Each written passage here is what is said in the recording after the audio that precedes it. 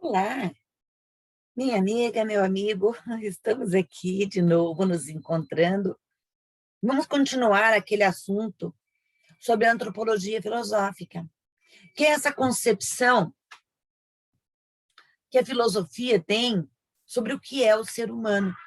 Entre todos os seres, entre todas as realidades existentes, a filosofia se debruça sobre esse ser que é o ser humano. E hoje nós vamos conversar um pouco sobre a concepção medieval do homem. E essa concepção medieval do homem está marcada pelo advento do cristianismo. É um fato histórico que vai impactar o pensamento e a vida dos seres humanos a partir do século I. Então, é isso que nós vamos conversar no dia de hoje. Então, vamos lá.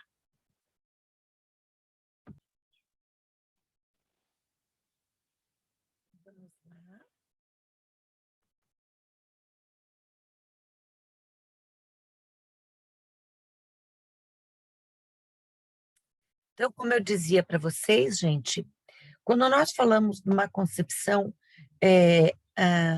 antropológica, na Idade Média, ela é uma concepção cristã do homem, né? Então, a concepção cristã medieval do homem prevalece na cultura ocidental do século VI ao século XV. Do século VI, porque nós estamos concebendo o pensamento filosófico de Agostinho, de Hipona. Agora, o seu influxo permanece profundo e, sob certos aspectos, decisivo nas concepções moderna e contemporânea que lhe sucedem. Então, ainda hoje, nos nossos dias, nós não podemos pensar numa antropologia filosófica sem levar em consideração essa concepção cristã. Ela trata-se de uma concepção teológica, mas os instrumentos conceptuais utilizados na sua elaboração provêm em grande parte da filosofia grega, porque a parte teológica que é doada pelo Antigo Testamento, pelo pensamento teológico judaico, não é? Ele vai ser um dos elementos que vão conformar esse pensamento, mas a parte filosófica é dada pela filosofia grega. Então, os primeiros filósofos a se converterem ao cristianismo, eles vão tentar fazer essa síntese. E a concepção cristã medieval do homem, então ela vai, como já dissemos aqui, proceder de duas fontes. A tradição bíblica, não é, que provém do Antigo Testamento e já de alguns escritos do Novo Testamento, e a tradição filosófica, principalmente aquela que vem da Grécia. A concepção bíblica do homem é aquilo que está lá no Antigo Testamento, principalmente no Gênesis, que é onde nós temos a origem do homem. E entre a concepção bíblica e a concepção clássica filosófica do homem, há uma unidade temática. Nós vemos nelas sempre a relação do homem e o divino, do homem e o universo, o homem e a comunidade humana, o homem e o destino. Agora, nisso tudo, o que estará sempre presente é a unidade do homem, ou a unicidade do homem. A concepção bíblica é formulada na linguagem religiosa da revelação. Quer dizer, Deus revela quem ele é. Deus revela o que ele projetou para a Terra, para o universo e para a humanidade. Ele dá a conhecer. A linguagem da Bíblia é a linguagem da revelação. É alguém que está revelando algo. E quem é que está revelando algo? É Deus. Mas como é que ele faz para revelar isso? Não é? Nós não podemos pegar um áudio, não é, e ver ali a voz de Deus, não é? Ou não foi Deus quem pegou, não é, a pena e escreveu, não é? Mas ele revela para algumas pessoas que escrevem os textos bíblicos, não é? Há nela um discurso sobre o homem que se supõe ter origem numa fonte transcendente. E esse discurso tem uma teologia implícita, né? Afinal de contas, ele é sempre Deus contando as coisas para os seres humanos sobre como é que ele quis fazer as coisas. Há uma referência, não é, à origem divina do homem, e essa origem divina, ela é o fundamento da sua verdade como ser.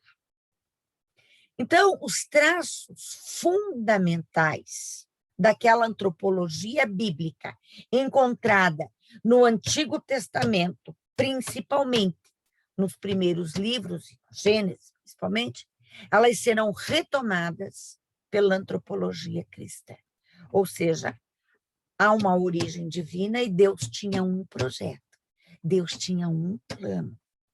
Ele queria alguma coisa quando ele fez, dentre todos os seres, um deles, só um deles, sua imagem e semelhança. E o eixo central de todo esse pensamento é a unidade radical do ser do homem.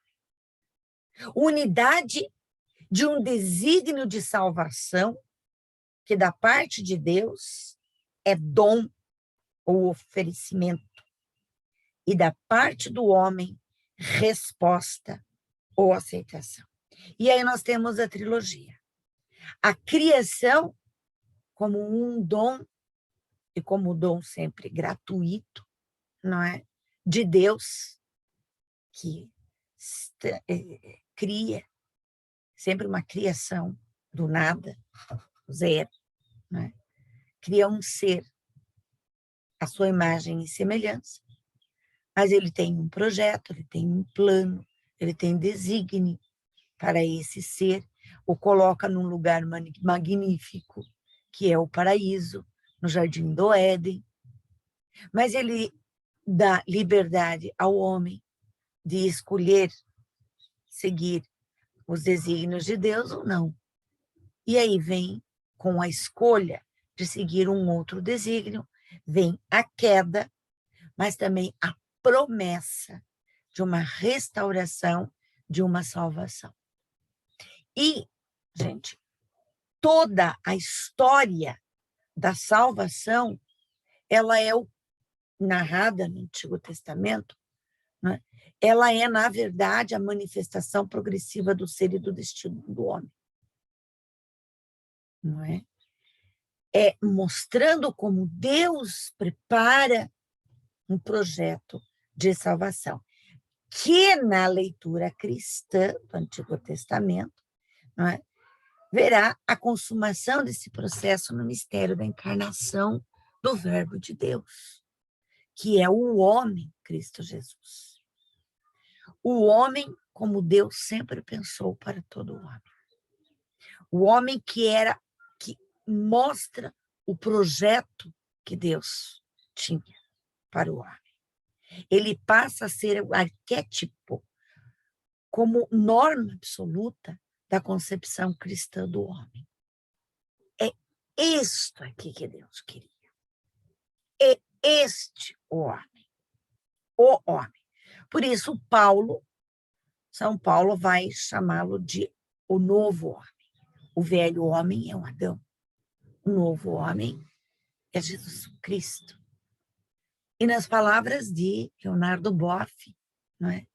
Homem como Jesus só podia ser Deus, porque ele é o homem, manifestação clara, total, da imagem e semelhança de Deus. Então, vamos entrar mais especificamente nessa concepção medieval do homem. Um elemento que eu acho assim importantíssimo, fundamental, é a questão da igualdade natural. Veja bem, Jesus, o Cristo, ele apresenta Deus na figura de um pai. Ele ensina os seus discípulos a chamarem Deus de pai, de se sentirem filhos de Deus. E não diz que só alguns seriam filhos de Deus, que Deus seria pai só de alguns. Não. Ele coloca essa filialdade divina para todos os seres humanos. Não é? Agora, se todos são filhos de Deus, por consequência, são irmãos, têm uma mesma natureza, né, de origem divina, existe, então, uma igualdade natural entre todos os seres humanos. Essa é uma igualdade, né, natural e teológica. Mas o que o homem medieval vive não é a igualdade natural. Na verdade, o que ele vive são as diferenças. As diferenças entre aqueles que possuíam muito e aqueles que não possuíam nada. Muitas vezes, nem a escolha do seu próprio destino, na condição de servos. O homem medieval convive com as diferenças. Não é? É por isso que ele tem a consciência de que ele tem uma dignidade, mas que isso não pode ser vivido nesta terra, nesta vida. É por isso que Hegel vai dizer que o homem medieval é uma consciência infeliz. Porque nesse mundo, nesta terra, não é possível viver aquilo a que ele é chamado. Há uma oração medieval dessa época, conhecida pelos católicos como a Salve Rainha. E ela mostra muito bem como os homens e mulheres desta época se sentiam nesse mundo. Essa oração diz assim: Salve Rainha, Mãe de misericórdia, vida, doçura, esperança, nossa, salve. Você vai colocar todas as características que ela tem, né, de alguém que vai em seu socorro, vai pedir socorro. E aí diz assim: a vós bradamos os degredados filhos de Eva. Bradamos, gritamos. Quem grita é porque está em perigo, está numa situação horrível. E quem são esses que gritam, que bradam? Os degredados filhos de Eva. O que são degredados? Degredados são aqueles que foram tirados da sua terra, da sua pátria, e vivem numa terra estranha, onde eles não são considerados, onde eles são estrangeiros, onde eles não têm direitos, onde sofrem muito. Bom, esses degredados, quem são? Os filhos de Eva. Mas espera aí, você iria me dizer, filhos de Eva são todos. Todos os seres humanos desse planeta são filhos de Eva, são descendentes de Eva. Sim. Então, quer dizer que os que gritam, esses degredados, são todos os seres humanos. Mas se eles são degradados aqui nessa terra, né? Onde que é a sua pátria? Outro planeta? Não, o céu. O céu é sua pátria, né? Há músicas sacras que diziam exatamente isso, nossa pátria é o céu. Então, aqui nesse mundo, nós estamos como degradados. Aqui não é a nossa pátria. É por isso que diz assim, a vós suspiramos, gemendo e chorando neste vale de lágrimas. Suspirando, gemendo e chorando. Esse mundo é um vale de lágrimas. E nós estamos aqui nesse mundo só para sofrer, para ser tristes, infelizes, sofredores. Isto é a vida. Isso é a vida nesse mundo.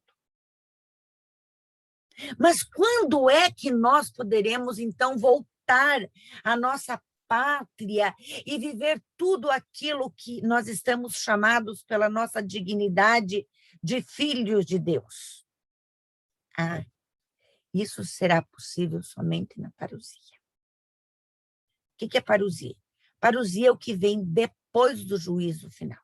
Então, no juízo final, nós seremos considerados justos e dignos da felicidade eterna, infinita, ao lado de Jesus. Não é? Então, nessa oração, né, ela mostra, era uma oração comum que nós rezamos ainda hoje. Isso que é mais interessante.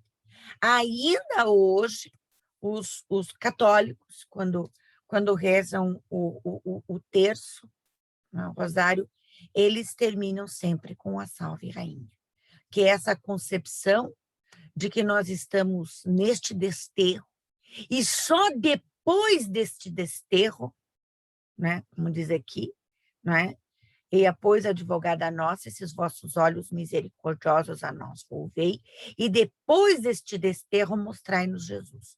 Se nós só veremos Jesus e tudo aquilo, a toda a glória que nós estamos chamados, nós só veremos depois desse desterro, né? Que é depois da parousia. E enquanto nós vamos ser levados à felicidade eterna, alguns, né? Vocês podem ver aí no canto direito abaixo, né? Alguns serão mandados para o inferno, não é? E é por isso que o Nietzsche vai fazer uma crítica a essa moral do rebanho, não é? Do homem medieval, que ele guarda um rancor, um ressentimento contra os ricos e poderosos e espera que depois, na parousia, ele vai gozar das alegrias eternas e os ricos e poderosos vão arder no inferno, onde haverá só sofrimento. É uma moral que leva o homem a se conformar com a situação que ele vive nesse mundo e não buscar a sua superação, atingir, não é, tudo aquilo que ele pode ser como ser humano. Não é? Depois nós vamos conhecer o pensamento de Nietzsche, mas a ideia do homem medieval é que isso só seria possível depois da parousia.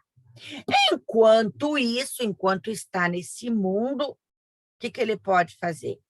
Então, ele constrói catedrais, e ali nessas catedrais ele tem uma espécie de desfrute de uma antessala do céu. Que se essas catedrais são tão maravilhosas assim, e é tão maravilhoso estar ali, imagina no céu, como será incrível. Aí ele é um nadinha dentro dessa catedral, mas no céu ele será bastante recompensado por todo esse seu sofrimento. Um outro ponto importante, um elemento assim chave na questão antropológica da Idade Média é o problema da união da alma e do corpo, que torna-se um ponto principal, importante, que vem lá desde Platão, com a sua dualidade, corpo e alma, que vai atingir na Idade Média, não é, seu máximo desenvolvimento em termos de dualidade, no sentido de entender a alma como vinda, como tendo sua origem em Deus, a alma é boa, e o corpo, como matéria, é algo mau. E por isso há de se dar mortificação ao corpo, castigo para o corpo. E vão se desenvolver diferentes práticas ascéticas de mortificação do corpo, para que a alma ela possa se desenvolver. Ou seja, a alma só consegue se desenvolver à medida de que se dá morte, castigo, punição ao corpo e às suas tendências, às suas fraquezas, às suas inclinações. Vamos conhecer um pouco o pensamento de Agostinho de Hipona, que vai marcar fortemente o pensamento antropológico medieval. Não só o pensamento antropológico, todo o pensamento filosófico. Agostinho, ele já era filósofo quando se converteu ao cristianismo. Ele tinha uma forte formação neoplatônica e também ele conta no seu livro As Confissões, que é uma autobiografia, e também é um pensamento de origem oriental, não é? Também de pensamento dualista entre o bem e o mal. Na verdade, é a sua conversão ao cristianismo que faz ele abandonar o maniqueísmo, que é essa concepção de que bem e mal provém de dois seres de igual poder e natureza. Para Agostinho, não é? O homem é visto, ou ele vê, Agostinho vê o homem em três aspectos fundamentais. O homem como ser uno, o homem como ser itinerante e o homem como ser para Deus. O homem como ser uno, ele encontra o seu fundamento no âmbito da sua origem divina. Ou seja, Deus é a origem do homem e, portanto, existe uma unicidade. Nós não podemos pensar o homem como o palco de guerra do bem e do mal. Não é? O homem provém de Deus e de Deus provém todo o bem. Então, o homem não é o palco da luta entre o bem que vem de Deus e o mal que viria de um outro ser. Não. O homem provém de Deus, ele é a sua origem, e então o homem provém do bem, né? O homem é um ser itinerante, né? O tempo é caminho para a eternidade, um caminho que se faz e avança no próprio desenrolar da vida humana. E aí, não é, visto dessa forma, não é, como o tempo, como o caminho para a eternidade, é bom enfatizarmos que o tempo ele é fora de Deus, ou Deus está fora do tempo. Deus é anterior ao tempo. O tempo é esse caminho mesmo, né? Que nos leva para onde? Né? Nos leva para Deus. Há uma ordenação, uma tendência do homem de caminhar para Deus, não é? E a conversão é o evento central e decisivo. Lembrando que Agostinho se converteu ao cristianismo já homem adulto e filósofo. Então, o homem é um ser livre que pode tomar o caminho de Deus ou não. E quando ele decide tomar o caminho de Deus, esse é o momento da sua conversão, momento radical da sua existência.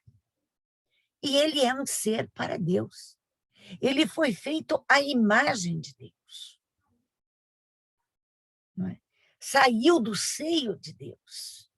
Ele só pode ter uma dimensão e uma dinâmica na sua estrutura como ser que o leva de volta para Deus.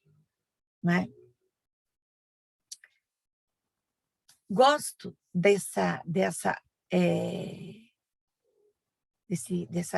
trecho, né, das Confissões, em que Agostinho revela, né, o mais profundo do seu sentimento com relação a Deus. Ele diz assim: tarde te amei, ó beleza tão antiga e tão nova. Tarde te amei. Estavas dentro de mim e eu estava fora. E aí te procurava. Nós somos uma obra de Deus, ele está dentro de nós, ele faz parte de nós. Mas nós o procuramos fora.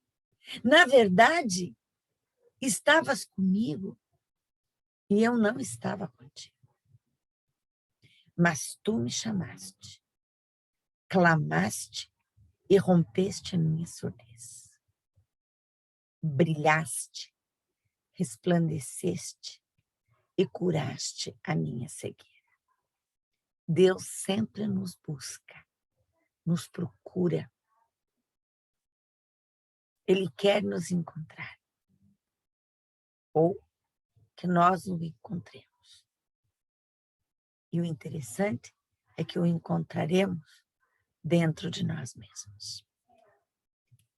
Um outro elemento importante no pensamento de Agostinho, antropológico, é o do livre-arbítrio. Já andei falando um pouquinho sobre isso aqui.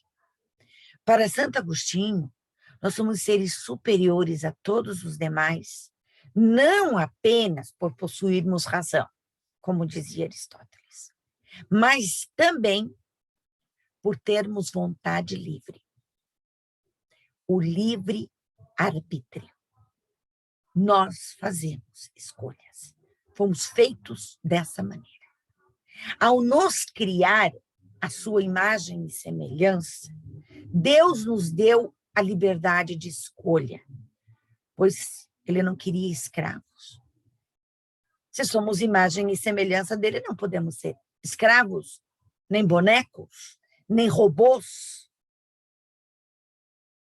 Somente o homem que escolhe livremente, é uma escolha que fazemos. Somente o homem que escolhe livremente o caminho de Deus pode ser considerado um homem bom. Por quê? Porque é da natureza de Deus a bondade. Em Deus está a bondade. Em Deus está o bem. Deus é amor. E aquele que escolhe um caminho oposto, livremente, vai se afastar do bem, do amor. vai encontrar o mal. Porque em Deus é que está o bem. Mas nós escolhemos esse caminho. Este ou outro.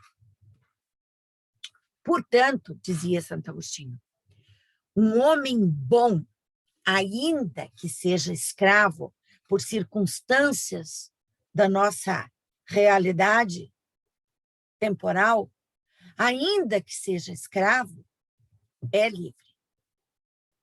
Que ninguém pode tirar o livre-arbítrio.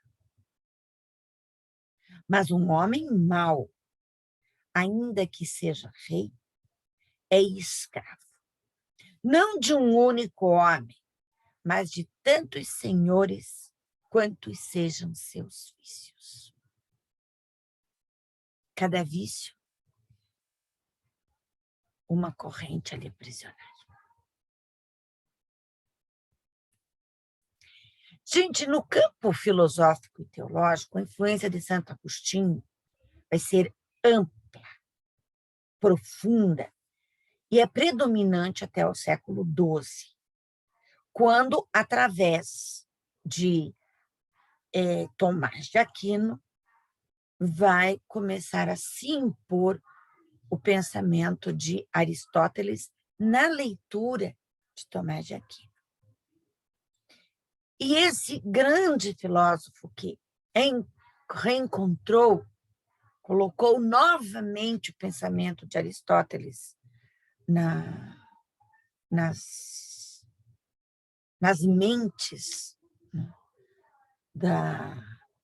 dos habitantes da Europa, a partir do século XII, ele vai realizar a grande síntese da antropologia medieval, que vai ser delimitada por 3 coordenadas.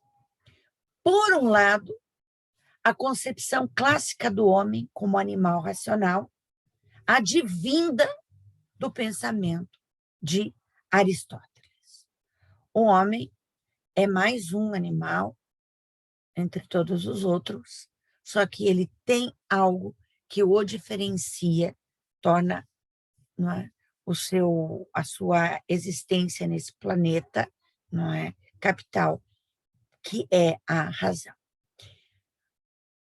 Outro referencial é a concepção neoplatônica do homem na hierarquia dos seres, como ser fronteiriço entre o espiritual e o corporal. E, por outro lado, é um tripé, né? A concepção bíblica do homem como criatura, mas também imagem e semelhança de Deus, onde está toda a sua grandeza. Ele é criatura, como todas as outras criaturas da natureza, mas ele é imagem e semelhança de Deus, que lhe dá a sua grandeza e toda a sua dignidade. Então, toda a elaboração filosófica de Santo Tomás de Aquino com relação ao pensamento sobre o homem, ele vai ter esses 3 grandes referenciais. Amigos, então, isso daqui é de uma forma bastante resumida, não é? O pensamento, a concepção cristão medieval do homem, mas acredito que dá para a gente, com isso, ter mais um pouco para pensar, não é? Eu sugiro para quem gosta de, né, ler a leitura do livro Confissões, de Agostinho. Ele não é um livro denso de filosofia, tá? É uma autobiografia, mas há muito, tem muita profundidade, e eu acho que muita gente poderia gostar. E nem é um livro muito grande, não, tá? E acredito que vocês encontram em PDF na internet, tá? Se chama Confissões de Santo Agostinho. Então, gente, ficamos por aqui hoje, e o nosso próximo vídeo, nós damos um passo mais vamos entrar na modernidade, que vai dar outra grande chacoalhada nesse pensamento filosófico antropológico. Ok? Então, eu vou me sentir muito honrada se você fizer comentários aqui no nosso canal, mais feliz ainda se você se inscrever, né? E der um joinha ali também para a gente, né? E a gente vai continuar conversando, tá bom? Então, tudo de bom para vocês e até a próxima.